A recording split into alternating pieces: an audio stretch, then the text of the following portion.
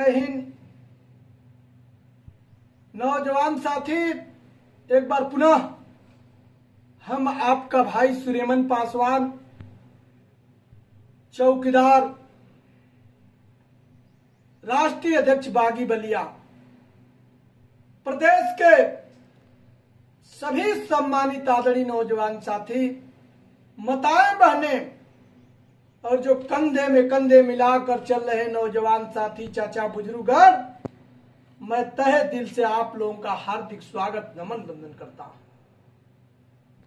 आप लोगों के बीच में पुनः वीडियो भेजने का एक ही कारण है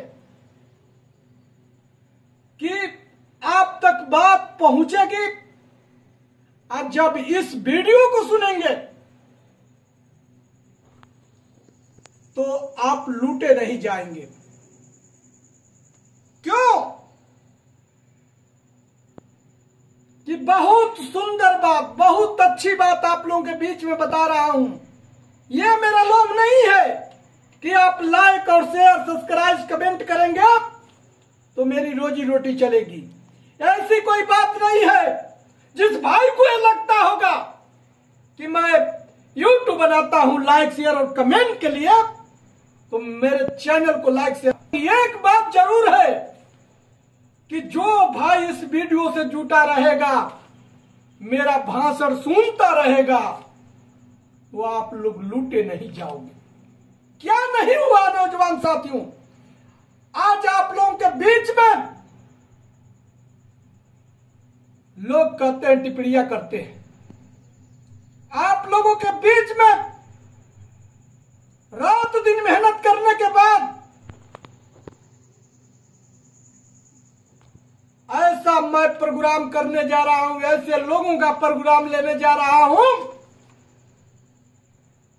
कि इस बार बहुत धरना किए हम लोग, बाकी इस बार हम लोग का धरना विफल नहीं होगा। इस पर मैंने मंथन किया कि आखिर में मैं जब भी धरना का डेट रखता हूं तो हमारे भाइयों को पुलिस, दरोगा, कप्तान साहब रोक लेते हैं। विचार किया कि आखिर में कौन सा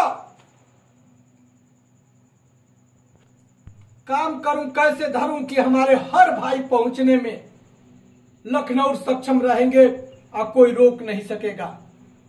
इसके लिए आपका भाई बायोडाटा तैयार करके 15 तारीख से 16 तारीख में और भत्ता का करके हम आप लोगों के बीच में डेट रखूंगा। आशा न विश्वास करिए कि नौजवान साथियों, जब डेट रख दूंगा ना तो आपको कोई भी पुलिस, दरोगा साहब और कप्तान साहब नहीं रोकेंगे। क्यों? कि जब एक मंत्री का प्रोग्राम लेंगे और सिर्फ चौकीदार का प्रोग्राम रहेगा तो आपको कोई नहीं रोकने वाला है। जो हम लोग खुलकर अपनी बातें कहेंगे। बाकी अदर लोग बाहर दुष्ट लोग टिप्पणियां करते हैं कि सुरेमन जी भाषण बनाते हैं, पगला गए हैं, गालियां देते हैं लोग। मैं कहता हूं कि अपना भाई गाली नहीं, अगर मार भी देगा तो हम बर्दाश्त कर लेंगे। बाकी जो लोग ने इस चौकीदार में भर्ती नहीं है, वो लोग चौकीदार को भरमाना चाहेगा, लूटना चाहेगा, तो हम लूटने नहीं देंगे। क्या नहीं हुआ नौजवान साथियों? आज भी हम लोग गुलाम हैं। लोग कहते हैं कि 2 डिप्टियां है, 2 डिप्टियां भी भले सरकार मान लिया है, अब डिप्टी नहीं है।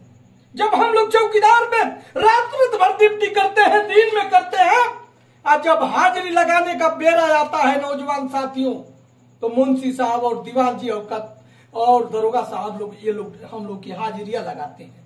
तो क्या गुलाम नहीं है? आज एक दाई का, शिक्षा मित्र का, कोई एनजीओ के तहत कोई भर्ती है, सभी लोग आते हैं। और जब हम लोग दस्तखत करते हैं, हम लोग थाने पर जाते हैं, तो दस्तखत करने के लिए किसी मुंशी और दीवान जी लोग को चिरौरी करना पड़ता है। जिस तरह से अंग्रेज व्यवहार करता था, उसी तरह ये लोग हम लोग का दस्तखत करते हैं। 2 दस्तखत हम लोग नहीं कर सकते हैं। दोस्त दस्तखत, यही नहीं क्या नहीं व्यवहार होता है। देख लीजिए, जब आपके थाने में साइकिल आती है तो किसी को 5, किसी को 3, किसी को किसी नहीं, जो एक थाने में 50 से 100 चौकीदार है। क्या कौन सी व्यवहार। यही नहीं, जिसके अगर मास्टर की नौकरी जाती है तो उसके बच्चे को मिल जाता है, शिक्षा मित्र की जाता है, पुलिस की जाता है, फौज का जाता है, और एक चौकीदार मरता है 2500 रुपया सिर्फ मिलता है। चौकीदार मरता है जिसका पति मर गया, और वो फाइल पत्नी लेकर दौड़ती रहती है, मगर नौजवान साथियों उनकी नियुक्तियां नहीं होती। किसकी कमी है? एकता की कमी है। यही नहीं नौजवान साथियों, लोग कोर्ट की बात करते हैं, अच्छी अच्छी बातें आज बोलना शुरू किए हैं लोग। मैं पूछना चाहता हूं उस लोगों से जो लोगों ने 1486 लोग आकर कोर्ट किए थे कि दादा हो दादा हम कोर्ट नहीं करेंगे तो हो सकता है कि कोर्ट से फैसला आने के बाद हम वंचित रह जाएंगे। बाकी नौजवान साथियों देख लीजिए सर, बाकी आपका भाई एक ऐसा नेता है, ऐसा एकलौता भाई है। मैंने कहा भी हूं कि भलाई हो तो पूरे 70,000 लोगों की होना चाहिए, नहीं तो 1476 लोगों का भलाई से हमसे मतलब नहीं है। इसके लिए मैंने क्या नहीं किया, मैंने कोर्ट में भी अपना नाम नहीं दिया है। देख लीजिएगा, मैंने लखनऊ की धरती पर इको गार्डन में महीनों दिन अनशन पर बैठा रहा। वही 4 बाग से हमारे नौजवान साथियों को इको गार्डन में लोग बैठा कर ले गए, पुलिसकर्मी लोग पैदल साथियों के साथ हम इको गार्डन पहुंचने का काम किए। दिल्ली की धरती पर देखा होगा, जंतर मंतर पर गए, मैंने वहां पर भी कहा कि मैं पैदल चलूंगा। क्या नहीं किया, लोग टिप्पणियां करते हैं। मैं दावे के साथ कहता हूं आप लोगों से नौजवान साथियों कि घबराने की जरूरत नहीं है। मैं इसका बायोडाटा तैयार कर लिया हूं, अपने अध्यक्ष महोदय से बात कर लिया हूं, माननीय ओम प्रकाश राज मंत्री, पंचायती राज मंत्री उत्तर प्रदेश सरकार, या माननीय मुख्यमंत्री जी से, तो अगर बढ़ता 15-16 तारीख में हो जाएगा। और होने के बाद नौजवान साथियों आप लोगों को पगड़ी बांध करके डंडा लेकर के एक बार पुनः लखनऊ की धरती पर अधिक से अधिक संख्या में चलना होगा। और यही नहीं नौजवान साथियों, लोग कहते हैं कि 10 तारीख को मीटिंग बटोर रहा हूं, रोकते हैं। अरे आप तो कूलर की हवा खाते हैं, हम लोग एक पेड़ के हरा करके गरीब चौकीदार खाट डाल करके दिन रात बिताना पड़ता है, पानी पी करके बिहान करना पड़ता है। तुमको शर्म नहीं लगती है कि 10 तारीख में जब ही उठते हो मीटिंग रख देते हो, बुला लो। क्या यही पूछते हो कि सबके घर में एसी है, फ्रिज का पानी है?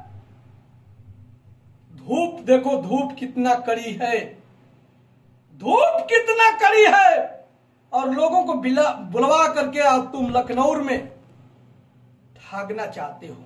ऐसे काम नहीं चलेगा।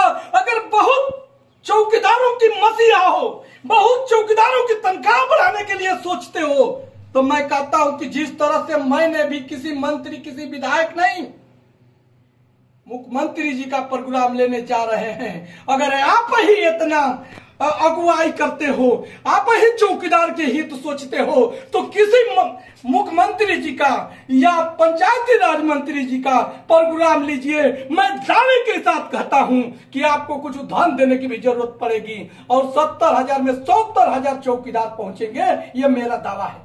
बाकी इस तरह से किसी भाई को लखनऊ के धरती पर बुलाकर बेफजूल का आप परेशान न करें। और आप लोगों से कहना चाहता हूं, मेरी वीडियो सुनते हो तो, कि आप लोग भी सावधान हो जाओ। देख लो, 46 लाख रुपया लूटा गया, 46 लाख। हम समझाते थे तो लोग कहते थे सूर्यमन जी पगला गए। आज कहते हैं कि सूर्यमन भैया कुछ पूछते हैं क्या? नहीं, मैंने भी कल भी बरजा, आज भी बरज रहा हूं कि घबराइए मत। अब ऐसे काम नहीं चलेगा। मैं माननीय किसी प्रधानमंत्री जी का, माननीय ओम प्रकाश राज पंचायती राज मंत्री जी का अगर प्रोग्राम लेते हैं तो वही कप्तान साहब, वही यसु साहब कोई नहीं रोकने का काम करेंगे। हम लोग सुचारू रूप से चल करके अपनी बात करने का काम करेंगे। इसी के साथ प्रदेश के नौजवान साथी, माताएं बहने, चौकीदार भाई, मैं सभी भाइयों को एक बार तहे दिल से हार्दिक स्वागत, नमन वंदन करते हुए अपनी बारी समाप्त करता हूं। जय हिंद, जय भारत।